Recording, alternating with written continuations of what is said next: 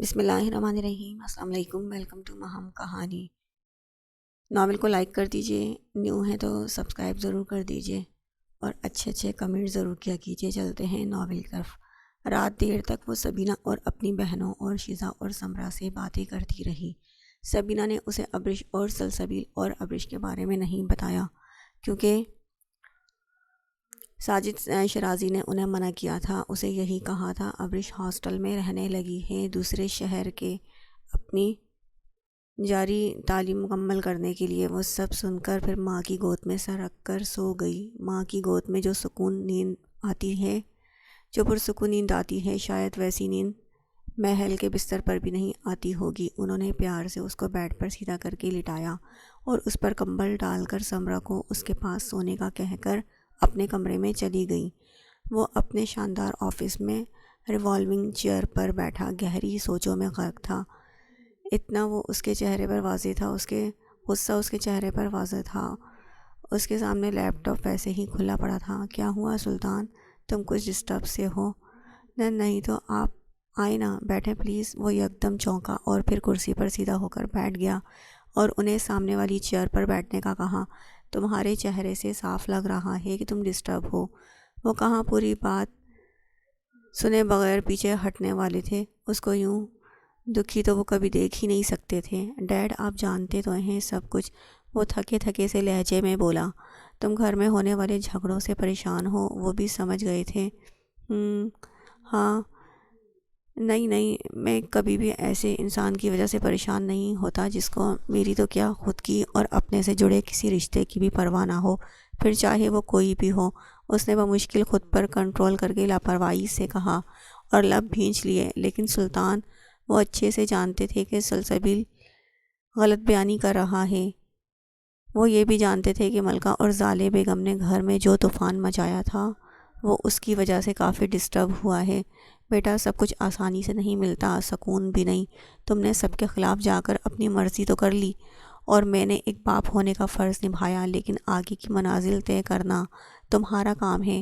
اس امتحان سے اکیلے ہی تمہیں ایسے ہی گزرنا ہوگا۔ ویسے مجھ سے تو ایک نہیں سنبھل رہی اور تم تو، وہ معنی خیزی سے بولے، کبھی کبھار وہ وقت کی مناسبت سے اسے ایک باپ کے ساتھ ساتھ اس کے اچھے دوست بھی بن جاتے تھے۔ سلسبیل سلطان جو اضطراب میں مبتلا تھا، ان کی بات پر اس کے تنے ہوئے نقوش ڈھیلے پڑے اور لبوں کو مسکراہٹ نے چھوا تھا۔ اچھا، یہ سب چھوڑو اور میری بات غور سے سنو۔ آج میری نیازی اینڈ سنس کمپنی کے ساتھ میٹنگ تھی، میں نہیں جانا چاہتا۔ اب وہ میٹنگ بھی تم ہی اٹینڈ کرنے جاؤ گے۔ مجھے پتہ ہے تمہاری ایک اور میٹنگ فکس ہے، اس سے فری ہو کر چلے جانا۔ 4 بجے اس میٹنگ کا وقت ہے۔ انہوں نے سنجیدگی سے بات پوری کر کے سلسبیل کے چہرے کی طرف دیکھا۔ تیاری کرو، یہ کانٹریکٹ بھی ہر حال میں ہمیں ملنا چاہیے۔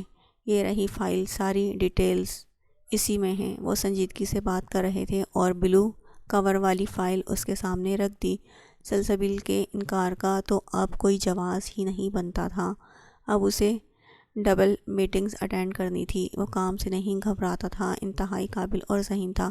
Don't worry dead, I will manage. وہ اس بات میں سر ہلاتے ہوئے، اپنی گھڑی پر وقت دیکھتے ہوئے، گاڑی کی چابیاں اٹھاتے ہوئے کھڑا ہو گیا۔ ہیلو یار، کہاں ہو تم؟ کب سے تمہیں کال کر رہا ہوں، تم اٹینڈ کیوں نہیں کر رہے تھے؟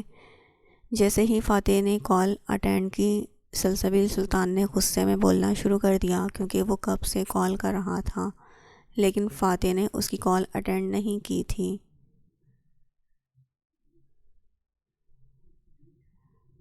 سوری یار، میں رات کو لیٹ سویا، صبح آنکھ ہی نہیں کھلی، ابھی اٹھا ہوں، فریش ہو کر بس نکلنے والا ہوں۔ فاتح نے اس کی غصے سے بھری آواز سن کر سنجیدگی سے کہا کیونکہ وہ خود بھی جانتا تھا کہ وہ لیٹ ہو چکا ہے اور آج ان کی بہت ہی امپورٹنٹ میٹنگ تھی۔ سلسبیل سلطان کا غصہ ہونا بنتا تھا لیکن وہ یہ بھی جانتا تھا وہ زیادہ دیر تک اس کے ساتھ غصہ نہیں رہ سکتا۔ اوکے، تم جلدی پہنچو، میں تمہارے گھر کے باہر ہوں گاڑی میں، میٹنگ سے پہلے کچھ ڈسکس کرنا ہے تم سے۔ سلسبیل سلطان نے اس کی بات سن کر اصلی سنجیدگی سے کہا، آ رہا ہوں میری جان، غصہ مت ہوا کر، اتنے پیارے چہرے پہ غصہ سوٹ نہیں کرتا۔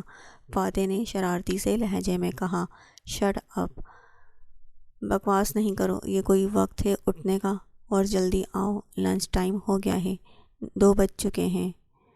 2 بجے ہم نے میٹنگ ہال میں پہنچنا تھا، تمہیں 1:30 بجے آنے کا کہا تھا اور تم آلریڈی لیٹ ہو چکے ہو، باقی کی بکواس ادھر آ کر لینا۔ اس نے اپنی کلائی پر بندھی خوبصورت قیمتی واچ پر ٹائم دیکھ کر کہا اور ساتھ ہی کال بند کر دی۔ گاڑی سلسبیل سلطان ڈرائیو کر رہا تھا، جبکہ فاتح فرنٹ سیٹ پر بیٹھا۔ ہر روز کی طرح آج بھی اس کا سر کھانے میں مصروف تھا۔ جانے من کتنا مزہ آئے گا نا تمہاری بے بسی دیکھ کر، کاش میں لائیو دیکھ پاتا۔ فاتح نے پھر سے وہی موضوع چھیڑا جو صبح اس کے گھر والوں نے چھیڑا تھا اور جس سے سلسبیل سلطان کو بہت زیادہ چڑ تھی۔ وہ بہت مشکل سے ملکہ اور زالے بیگم کو بحث بازی سے بچ کر آفس کے لیے گھر سے نکل آیا تھا۔ 2 ماہ پہلے وہ اپنی تعلیم مکمل کر کے آفس کا ہالٹ ملکہ سے لے چکا تھا۔ ملکہ کبھی کبھار آفس چلی جاتی تھی کیونکہ وہ بزنس سلسبیل سلطان اور ملکہ دونوں کا تھا۔ پہلے ملکہ اور سلسبیل دونوں کے والد کی شراکت داری تھی اور اب وہ دونوں برابر کے بزنس پارٹنر تھے۔ سلسبیل سلطان نے بہت اچھے سے بزنس کو سنبھال لیا تھا۔ تو زیادہ بکواس نہیں کر، اگر اور بولا تو یہیں راستے میں ہی چھوڑ کے چلا جاؤں گا، اور تو جانتا ہے نا میں ایسے کر بھی دوں گا۔ سلطان نے اس کی طرف دیکھے بغیر چڑ کر اس کو دھمکی دینے والے انداز میں بڑبڑایا۔ مجھے چھوڑ کر جانے والا ایک دفعہ مجھے چھوڑ کر دکھا تو صحیح، وہ بھی اس کا دوست تھا۔ اس نے بھی دھمکی کی پرواہ کیے بغیر دو بدو جواب دیا۔ پکی بات ہے، دکھاؤں چھوڑ کر؟ سلسبیل سلطان نے اس کی طرف دیکھ کر تصدیق چاہی اور گاڑی کو ایک دم سے بریک لگایا۔ گاڑی ایک جھٹکے سے رکی۔ تو اب بولو۔ اس نے گاڑی روکی اور اس کی طرف رخ کر کے بڑے ریلیکس انداز میں بیٹھ گیا۔ ارے یار، تم تو سچ مچ گاڑی روک دی تم نے، میں تو صرف مذاق کر رہا تھا۔ تم گاڑی چلاؤ پلیز، ہم لیٹ ہو رہے ہیں۔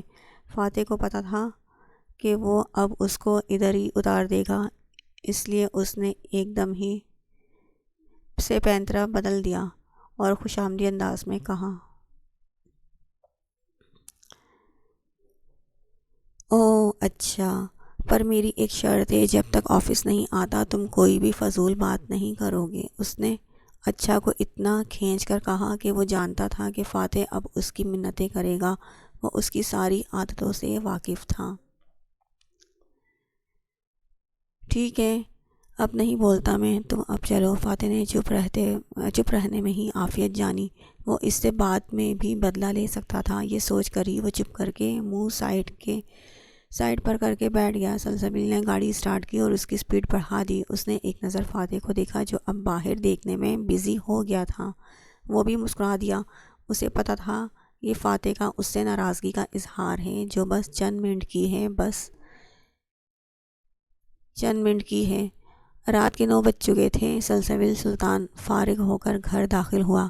گاڑی پورچ میں کھڑی کر کے جیسے ہی مڑا، سامنے سے آتی ہوئی شخصیت کو دیکھ کر اس کی سبھی پیشانی پر بل پڑے تھے۔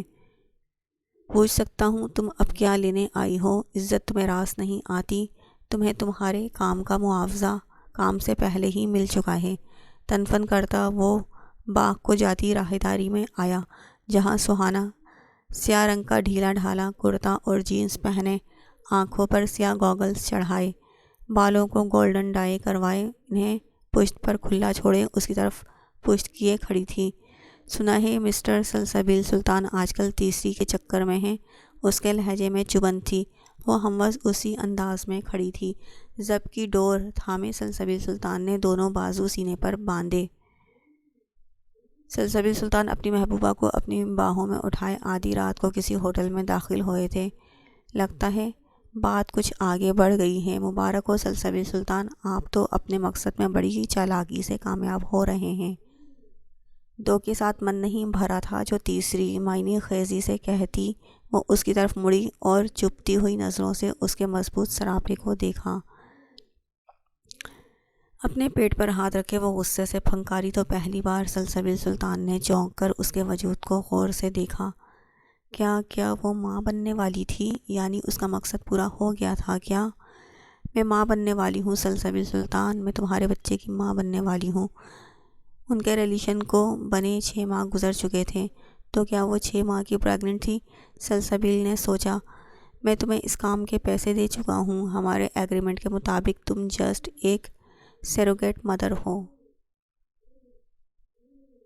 ابھی تو اس کی زندگی میں سب کچھ بہتر ہونا شروع ہوا تھا، ابھی تو اس کی زندگی میں محبت کی کومل پل پھوٹی تھی، پھر یہ اچانک کیا ہونے جا رہا تھا؟ مت بھولو کہ سیروگیٹ مدر کے ساتھ ساتھ میری شرط کے مطابق تم مجھ سے نکاح بھی کر چکے ہو۔ اب تم پر اور تمہاری جائیداد پر میرا اور میرے بچے کا بھی حق ہے، وہ دھمکی آمیز انداز میں بولی، اور معاہدے کے مطابق میرا بچہ مجھے دو گی۔ اپنی اندرونی حالت پر قابو پا کر غضبناک لہجے میں چیخا تھا۔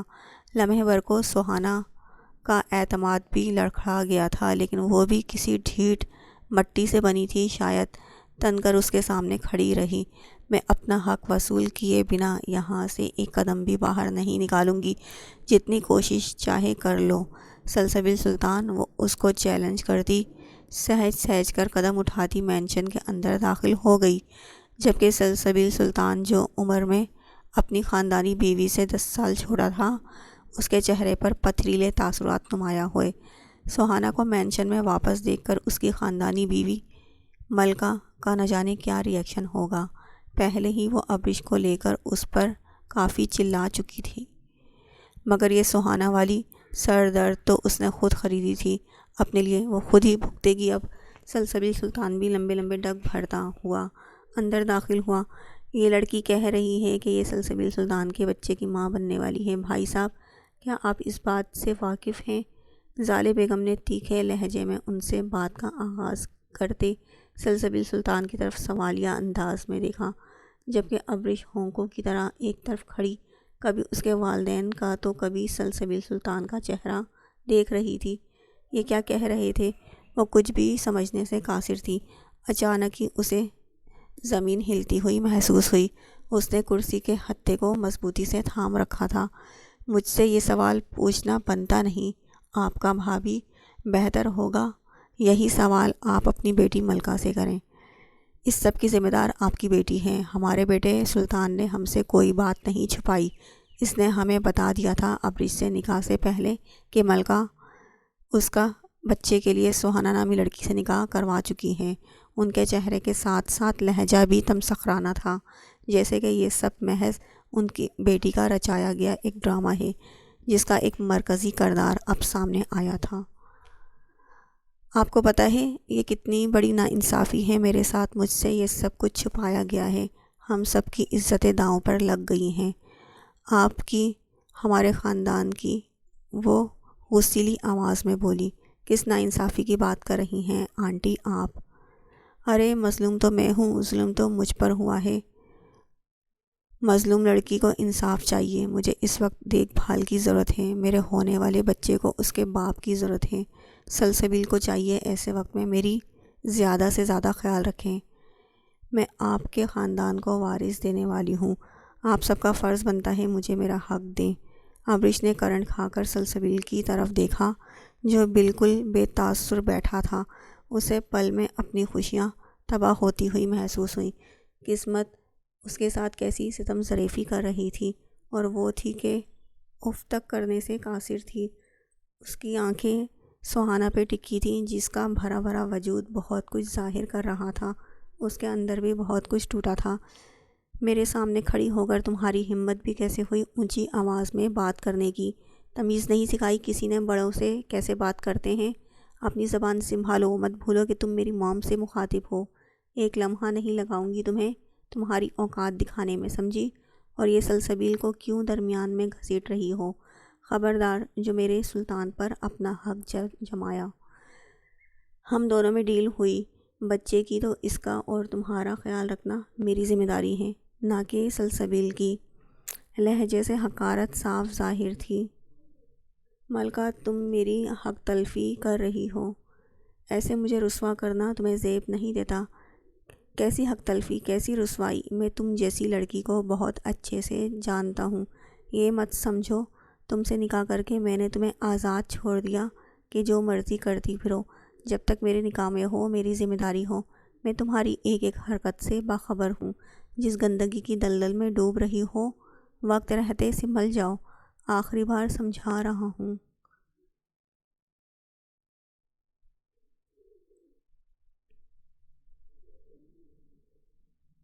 بہت پچھتاؤ گی سہانا، نظریں جمائے وہ قہر زدہ نظروں سے اسے دیکھتے ہوئے برفیلے لہجے میں بولا، میرے کردار پر انگلی اٹھانے کی تمہاری ہمت بھی کیسے ہوئی؟ وہ بھپری ہوئی شیرنی کی مانند اس کی جانب آئی اور اس کے کوٹ کا کالر دبوچنے کے لیے ہاتھ بڑھایا تھا۔ زبان سنبھال کر بات کرو، مجھے یہ تم والی لینگویج بالکل بھی پسند نہیں۔ ابھی تو میں نے صرف زبان کھولی ہے، عملی مظاہرہ کروں گا تو چلو بھر پانی میں ڈوب مرو گی۔ میرے سامنے پارسا بننے کا ڈھونگ رچانے کی کوشش بھی مت کرنا۔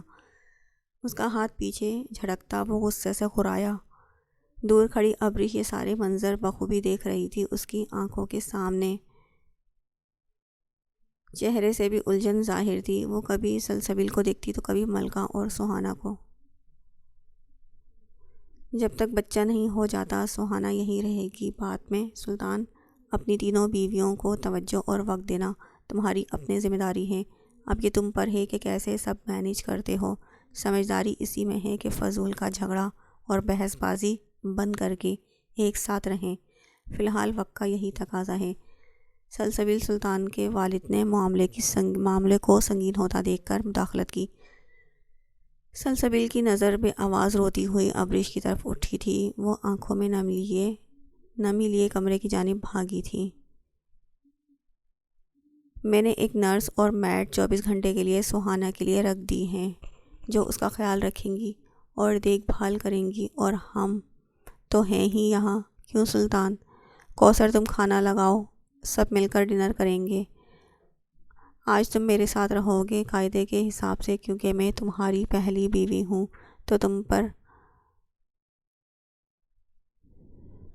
پہلے میرا حق ہے۔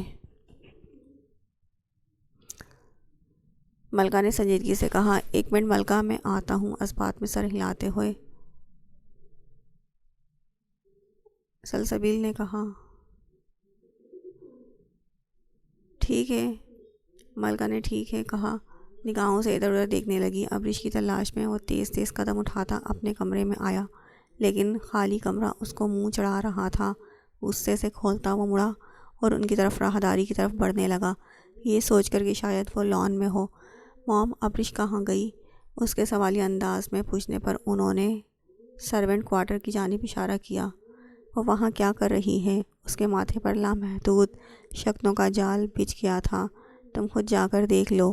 سمینہ بیگم نے اس کے شانے کو تھپتھپایا۔ کچھ دیر تک وہ یوں ہی کھڑا رہا، پھر تیزی سے سرونٹ کوارٹر کی طرف بڑھ گیا۔ گھٹنوں میں سر دیے دیوار سے ٹیک لگا کر کمرے میں اندھیرا کیے وہ زمین پر بیٹھی بری طرح سسک رہی تھی۔ پل میں اس نے اپنا سب کچھ کھو دیا تھا۔ وہ جو محبت کی مسافر ہو چکی تھی، پل میں اسے منہ کی کھانی پڑی تھی۔ اسے احساس ہوا کہ اس سفر میں اب بالکل تنہا ہے۔ جسے وہ اپنا کل اثاثہ سمجھنے لگی تھی، وہ تو اس کا کچھ بھی نہیں تھا، صرف دھوکہ تھا، فریب تھا، ایک سراب تھا جس کے پیچھے وہ دیوانی ہو چلی تھی۔ ایسا سراب جو ہر کسی کو اپنی طرف کھینچتا ہے، جو کسی کے جذبات اور احساسات کا استعمال کرتا ہے اور آخر میں اسے توڑ کر سسکنے پر مجبور کر دیتا ہے۔ وہ بھی تو تھک رہی تھی اپنے اعتبار اور بھروسے کے ٹوٹنے پر۔ وہ بھی تو سسک رہی تھی اپنے اعتبار اور بھروسے کے ٹوٹنے پر، قسمت کی ستم ظریفی پر۔ یہ کیسا کھیل تھا جس پر وہ مات ہی مات کھائے جا رہی تھی؟ یہ کیسا سفر تھا جس کی اسے منزل ہی نظر نہیں آ رہی تھی؟ وہ ایک ہی پوزیشن میں نہ جانے کب سے یوں ہی بیٹھی تھی اور نہ جانے کب تک بیٹھے رہنے کا ارادہ تھا۔ اندھیرے کمرے میں اس کے سسکنے کی آواز تھوڑی تھوڑی دیر بعد گونجتی، پھر بند ہو جاتی۔ کمرے کا دروازہ کسی نے زور لگا کر کھولا تھا اور شاید دروازے پر ہی کھڑے اس تاریک کمرے میں اسے تلاش کرنے کی کوشش کی تھی۔ ابریش، وہ بجلی کی تیزی سے اس کے پاس بڑھا اور اس کے سامنے دوزانوں بیٹھ گیا۔ یہ کیا حال بنا لیا ہے تم نے؟ اس کے کندھے پر ہاتھ رکھا ہی تھا کہ وہ جھٹکے سے اٹھ کر اس سے دور ہوئی تھی۔ یہاں کیا لینے آئے ہیں آپ؟ جائیں یہاں سے، میں اب اور آپ کے جھانسے میں نہیں آنا چاہتی۔ اس کے لہجے میں نفرت ہی نفرت تھی۔ وہ تیزی سے اٹھا اور ہاتھ مار کر کمرے کی ساری لائٹس روشن کر دیں۔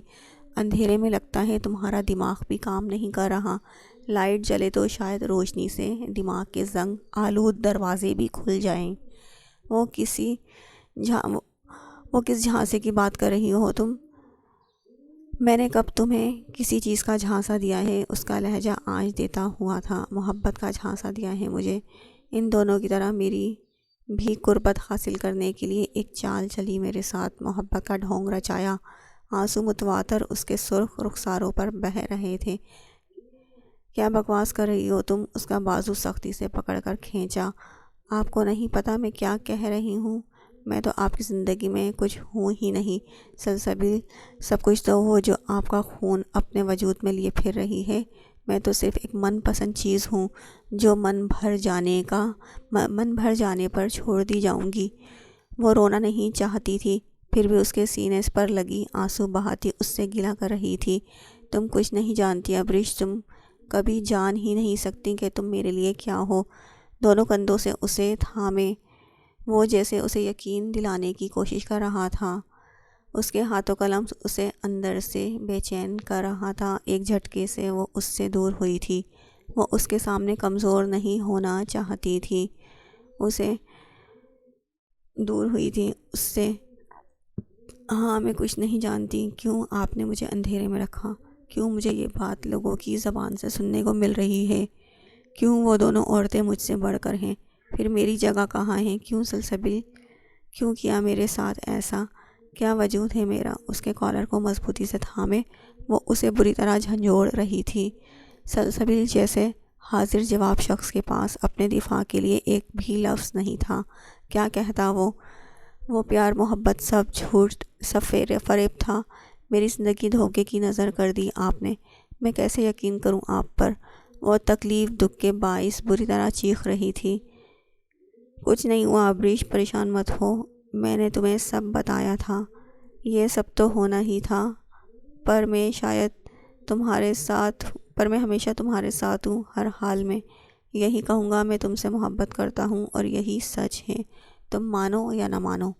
آپ نے مجھ سے میرا سب کچھ چھین لیا سلسبیل، سب کچھ، میرا گھر، میری فیملی، میری آزادی، میری عزت، میری محبت، سب کچھ۔ آپ نے میری روح تک کو مجھ سے چھین لیا۔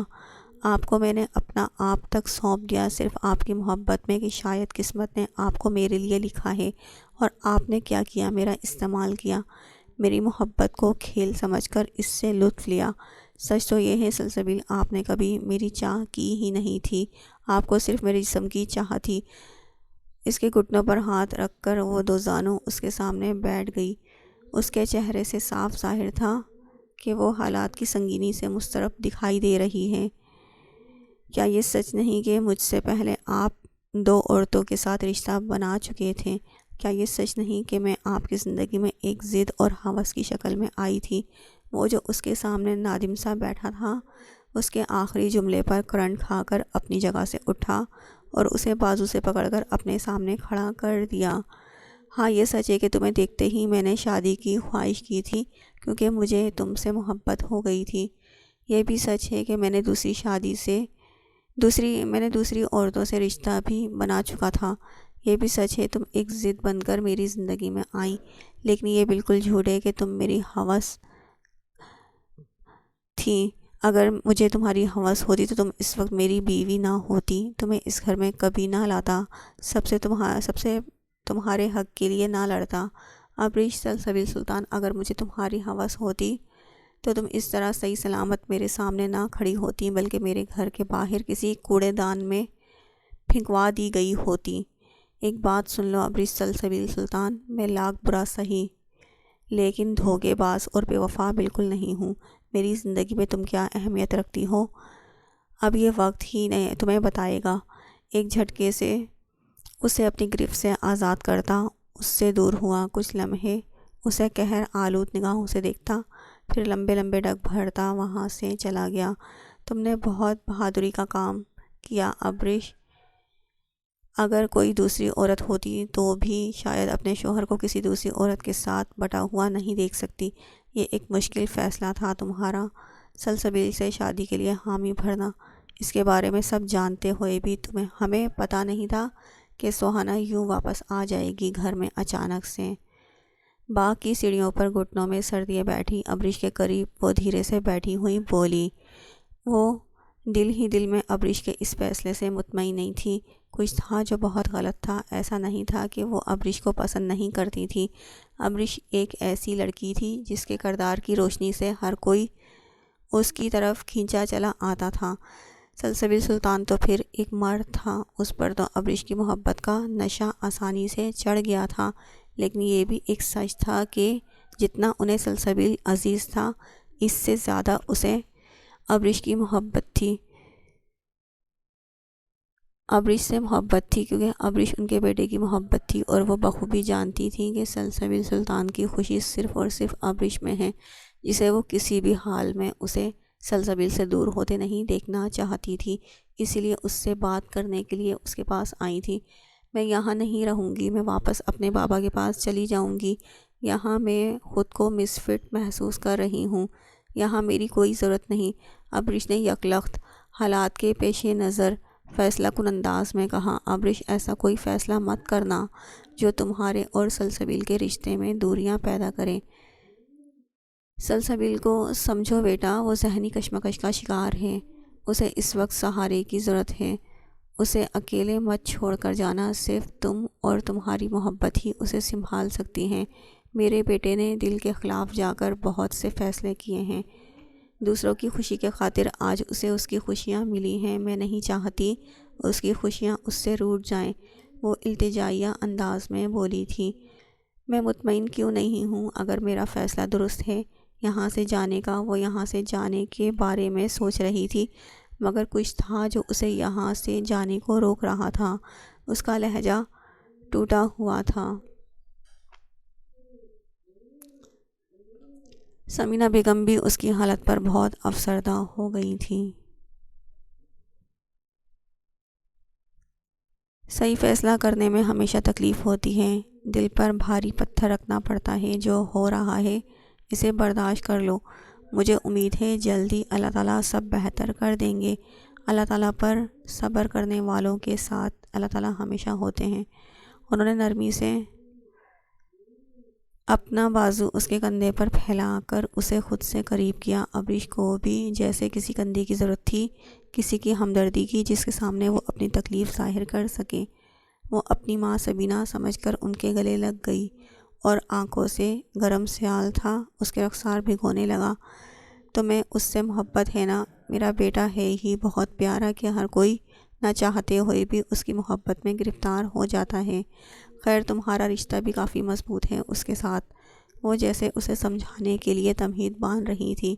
صرف رشتہ مضبوط ہونے سے کچھ نہیں ہوتا مما، رشتے کی ڈور بھی مضبوط ہونی چاہیے، ورنہ ایک ہی وار پر ٹوٹ کر الگ ہو جاتی ہے۔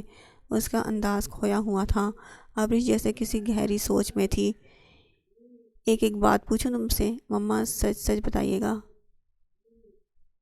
اس کے انداز پر سمینہ بیگم نے اسے ٹھٹک کر دیکھا۔ ایسی کیا بات ہے ابریش جو تم اتنا پریشان ہو؟ اس کے لہجے میں الجھن تھی۔ ڈائننگ ہال میں خاموشی کا راج تھا، صرف چھری کانٹوں کی آواز سنائی دے رہی تھی۔ ڈنر کے بعد سب اپنے اپنے کمروں میں چلے گئے تھے۔ ملکہ جب کمرے میں آئی تو سلسبیل سلطان کمرے میں مخصوص حصے میں جائے نماز بچھائے عشاء کی نماز ادا کرنے میں مشغول تھا۔ وہ چلتی ہوئی بیڈ تک آئی اور بیڈ کے سرہانے ٹیک لگا کر بڑی فرفتگی سے سلسبیل سلطان کو نماز پڑھتے ہوئے پورے استغراق کے ساتھ دیکھنے لگی۔ اس کی جھکی نگاہیں اور حرکت کرتے تراشیدہ مونچھوں تلے عنابی ہونٹ، وہ اس قدر دیدار محرم کے اشتیاق میں غوطہ زن تھی کہ یکایک موبائل کی وائبریشن پر چونکی تو محویت ٹوٹی۔ سوہانہ کی مسڈ کال دیکھنے کے بعد اس کا میسج پڑھتے ہی اس کے کمرے میں جانے کے لیے اٹھی۔ ایک نظر سلسبیل سلطان کی طرف دیکھا جو سجدہ ریز تھا، وہ مسکرا کر اسے دیکھتے ہوئے کمرے سے نکل گئی۔ سلسبیل سلطان نے سلام پھیر کر تسبیحات کے بعد دعا مانگی اور ہاتھ چہرے پر پھیر کے جائے نماز تہہ کی۔ پانی پینے کے بعد بیڈ کے سرہانے سے ٹیک لگائے ٹانگیں سیدھی کیے نیم دراز ہوا اور موبائل اٹھا کے فاتح کو کال ملائی آج کی میٹنگ کے بارے میں کچھ ڈسکس کرنے کے لیے۔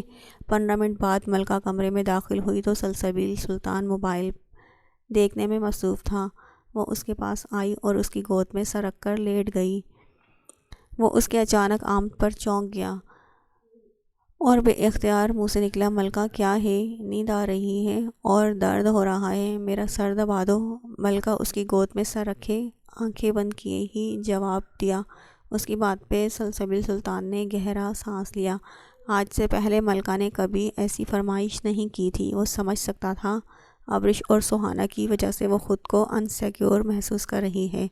میرا فرض بنتا ہے سب کے ساتھ محبت سے پیش آنا، اور بیویوں کی بیماری میں اگر اس کو تھوڑی سی توجہ دے دی جائے تو وہ بنا دوائی کے بھی آپ کا ساتھ وہ شفاعت کرتا ہے کہ دنیا کی کوئی میڈیسن اثر نہیں کر پاتی۔ اس نے دل سے سوچا۔ اس کے لبوں پر ہلکی سی مسکراہٹ ابھر کر فوراً معدوم ہو گئی۔ اس نے ہاتھ میں موجود پکڑا موبائل ایک طرف رکھ دیا اور اس کی جانب متوجہ ہوتے ہوئے اس کے ماتھے سے بال سرکا کر اپنی انگلیاں رکھیں اور کوئی حرکت محسوس نہ ہونے پر مطمئن ہو کے آہستہ آہستہ اس کا سر دبانے لگا۔ 20 منٹ ہی گزرے تھے، اب وہ خود ہلکے ہلکے اونگنے لگا تھا۔ تبھی اسے محسوس ہوا کہ ملکہ سو چکی ہے۔ اس نے دھیرے سے اپنی گود سے اس کا سر اٹھا کے نیچے تکیہ لگا کر اس پر رکھا، پھر بیڈ سے اتر کر اسے کمفرٹر اڑا کر لیمپ بند کر کے، پھر دروازہ کھڑکی چیک کر کے، کمرے کی لائٹ بند کر کے بیڈ کی دوسری طرف آیا اور ملکہ کی جانب کروٹ لیے لیٹ گیا۔ کچھ ہی دیر میں نیند کی آغوش میں چلا گیا۔ تبھی ملکہ کی آنکھیں پٹ سے کھلی تھیں۔